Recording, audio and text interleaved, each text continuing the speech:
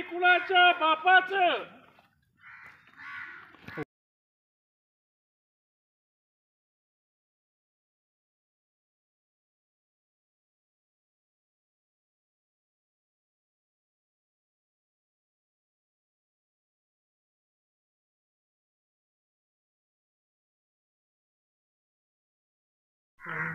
मनोजदादा जरांगे पाटील यांच्या समर्थनात या ठिकाणी आम्ही पाण्याच्या टाकीवरती उपोषण आंदोलनाला बसलो होतो 3 ते 4 तासापूर्वी।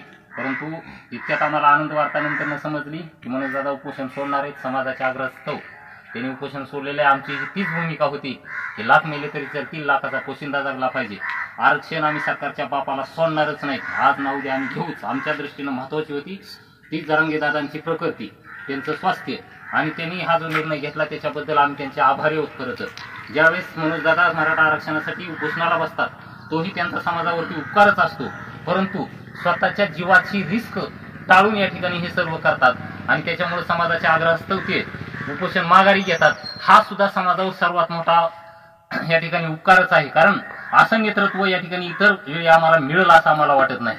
साधी गोष्ट बघायला गेली तर वनवास स्वीकारलेल्या प्रभू रामचंद्राला सुद्धा स्वतःच्या बायकोसाठी हरणाच्या चोळीच्या कातडीची का होईना चोळीचा मोह त्या ठिकाणी सुटलाच, परंतु हा माणूस मागच्या कित्येक वर्षापासून घरादाराकडे पाहत नाही।